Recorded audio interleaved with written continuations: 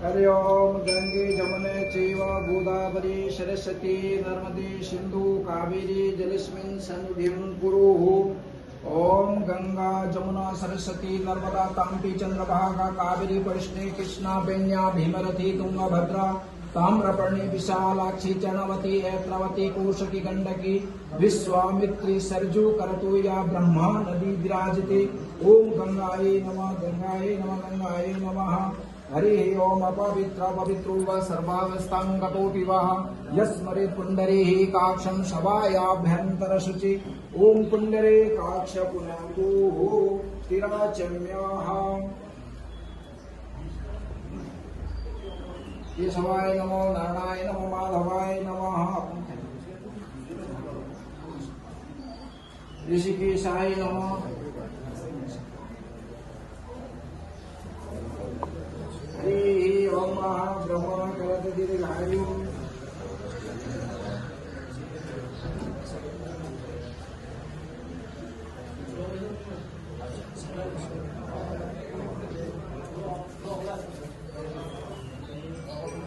हरि ओम चंद्रमान धूताय सिद्धो सूर्योदयतः ध्रुववाय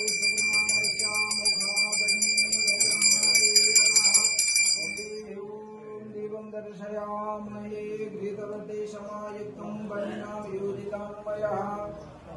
स्वस्ति श्री गोदात्कामला सुमंगलं सुशान्तिर्भवः। ओम पवनपुत्राय दीपा ज्योति परम ब्रह्म दीपा ज्योति जनार्दनम दीपो हरतु मे पापा पूजा दीपो नमस्तुते। ओम शुभम करतु कल्याणम आरोग्यम सुख संपदम कर्मण साक्षी दीप देवाय नमस्तुते। ओम वीर देवताभ्यो नमः।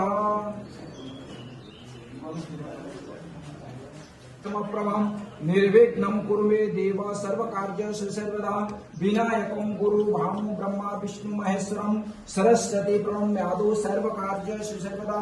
ओम एकदन्ताय विद्महे वक्रतुण्डाय धीमहि तन्नो दन्ति प्रचोदयात्। ओम सिद्धि बुद्धि सहित श्रीमन्महागणाधिपतये नमः।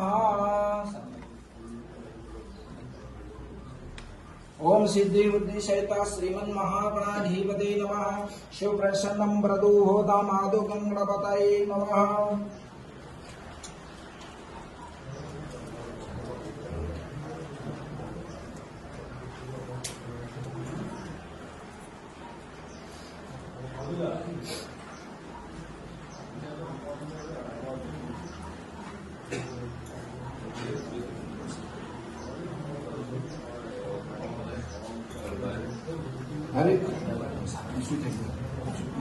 माल्यादिनी सुगंधिनी फलदिनी पे प्रभु मया हितानि पुष्पाणि गृहाणं परमेश्वरः।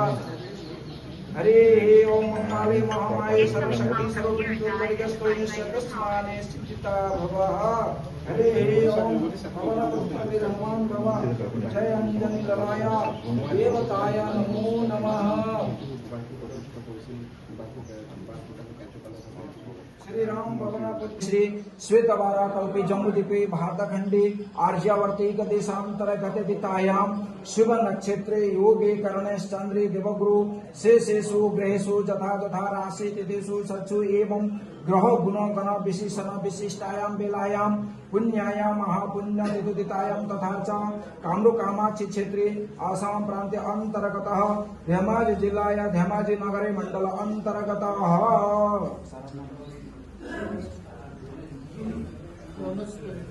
नाम कश्यम सहितृष्यादि शरीर मध्येन राहु अंतर्गत दोषादि सकल शांति समृद्धि कामनार्थे शनि अंतर्गत दोष सकल शांति कामनार्थे मंगल भ्रामरी महादश सकल शांति समृद्धि कामनार्थे तथा च गुरु बृहस्पति शुभ उन्नत शुभ फल प्राप्ति कामनार्थे उच्च स्थान सकल मान सम्मान शक्ति वृद्धि आयु वृद्धि कर्म वृद्धि उन्नत शुभ फल प्राप्ति कामनार्थे भद्रिका संकटा ग्रह दोषादि सकल शांति समृद्धि कामना हेतु पवन पुत्र हनुमान भव अंजनी ललाय देवताय पूजन पूर्वकम वीर हनुमान देवता पूजन पूर्वकम पाठम नवग्रह देवतादि पूजन पूर्वकम सकल ग्रह शांति हेतु गुरु उन्नत सुफल प्राप्ति कामना हेतु आयु आनंद आरोग्य ऐश्वर्य पूर्ण फल प्राप्ति कामना हेतु तथा च शिर मध्य शिर कफ हर नेत्र उदर कष्ट पादुक ग्रह संबंधी सकल शांति समृद्धि कामना हेतु महालक्ष्मी लक्ष्मी उन्नत सुफल प्राप्ति कामना हेतु तथा च ग्रह गोचर सकल शांति सहित संकल्प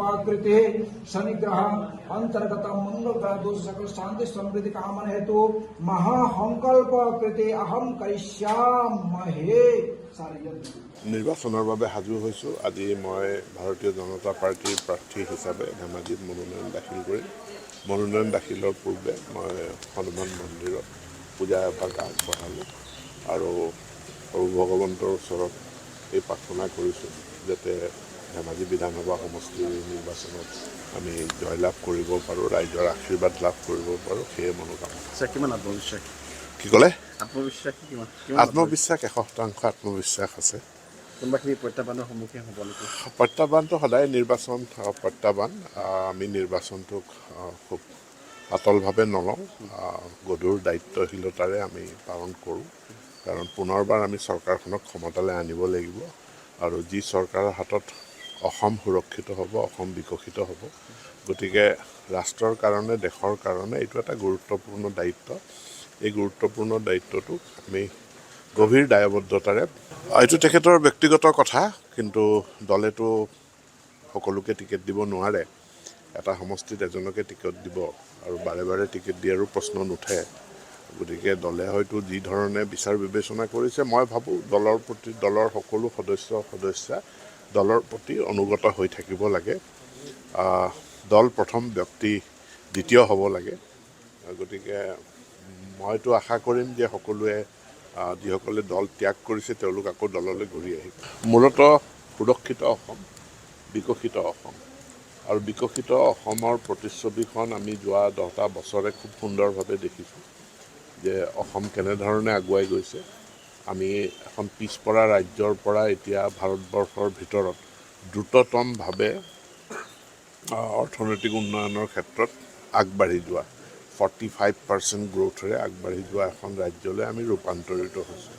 দ্বিতীয়তে, অসমত দীৰ্ঘদিন ধৰি অস্তিত্ব ৰক্ষাৰ আন্দোলন, বিভিন্ন জাতি জনগোষ্ঠীৰ তেওঁলোকৰ স্বাধিকাৰৰ আন্দোলন, এইবিলাক চলিছিল আৰু সেই সকলোখিনি সামৰি ভাৰতীয় জনতা পাৰ্টীয়ে যি সুৰক্ষিত অসমৰ পৰিকল্পনা প্ৰস্তুত কৰিলে, যি অসমলৈ শান্তি ঘূৰাই আনিলে আৰু সকলো আশ্বস্ত হৈছে যে আমাৰ অস্তিত্ব বা আমাৰ ইয়াৰ বিভিন্ন জনগোষ্ঠীসমূহৰ স্বাধিকাৰ অসমত এতিয়া বিজেপিৰ NDA চৰকাৰৰ অধীনত সেইখিনি সুৰক্ষিত হৈছে। গতিকে সুৰক্ষিত অসম, বিকশিত অসম, এই শ্লোগানতে দ্বিতীয়বাৰৰ বাবে অসমৰ ৰাইজে NDAক ক্ষমতাত অধিষ্ঠিত কৰিব বুলি আমাৰ দৃঢ় বিশ্বাস। মাননীয় প্ৰধানমন্ত্ৰী নৰেন্দ্ৰ মোদী ডাঙৰীয়া অহা 1 তাৰিখে তেওঁ ধেমাজি সমষ্টিত আহিব, কিন্তু সেইটো কেৱল ধেমাজি সমষ্টিৰ সভা নহয়। আমি জোনাই, ধেমাজি, চিচি, বৰগাঁও, ঢকুৱাখনা, লখিমপুৰ, মাজুলী সামৰি এখন মিটিং আমি গোগামুখত অনুষ্ঠিত কৰিম 1 এপ্ৰিল তাৰিখে। মই সকলোকে এই জনসভা, প্ৰধানমন্ত্ৰীৰ জনসভাত অংশগ্ৰহণ কৰিবলৈ অনুৰোধ জনাইছোঁ। মন্ত্ৰী হিচাপে নহয়, বিধায়ক হিচাপে ধেমাজিক লৈ কিমান বেছি সফল হ'ল বুলি ভাবিছে বা আৰু কৰিব লগা আছে নেকি ধেমাজিৰ কাৰণে আপোনাৰ দৃষ্টিত? চাওক, এই সময়খিনিত ধেমাজি পশ্চাদপদৰ পৰা ওলাই আহিল। আমি আগতে ভাৰতবৰ্ষৰ পিছপৰা জিলাসমূহৰ ভিতৰত এখন আছিলোঁ, এতিয়া আমি নহয়। এতিয়া আমি পিছপৰা জিলাৰ তালিকাত নাই। এইটো হ'ল 1 নম্বৰ কথা। দ্বিতীয়, আগতে আমাৰ পৰিচয় আছিল বানবিধ্বস্ত জিলা, কিন্তু এতিয়া আমি খুব সফলতাৰে, মই সাংসদ ডাঙৰীয়াকো ধন্যবাদ জনাম তেখেতৰ সহযোগিতাৰ বাবে, ধেমাজি জিলা আমি বানপানী, গৰাখহনীয়া সমস্যাৰ পৰা আমি ওলাই আহিছোঁ। আমি এক প্ৰকাৰ বানপানী মুক্ত হ'ব পাৰিছোঁ। আৰু কিছু কাম কৰিবলৈ বাকী আছে, যিখিনি অহা 5টা বছৰত আমি সম্পূৰ্ণ কৰিম। ধেমাজি সম্পূৰ্ণৰূপে বানপানী মুক্ত হ'ব। সমষ্টিবাসীলৈকে শেষত কিবা আহ্বান থাকিব? মই সমষ্টিবাসীক এইটোৱে আহ্বান জনাম যে আমি ধেমাজিবাসী, কিন্তু ৰাষ্ট্ৰৰ প্ৰতিও আমাৰ এটা দায়িত্ব আছে, ৰাজ্যৰ প্ৰতিও আমাৰ এটা দায়িত্ব আছে। গতিকে অসমক নেতৃত্ব দিয়াৰ কাৰণে, অসমক সুৰক্ষিত বিকশিত কৰাৰ কাৰণে ধেমাজিবাসী হিচাপে আমি যাতে পুনৰবাৰ এইখন চৰকাৰৰ পক্ষত ভোটদান কৰোঁ, সেইটোৱে মোৰ আহ্বান।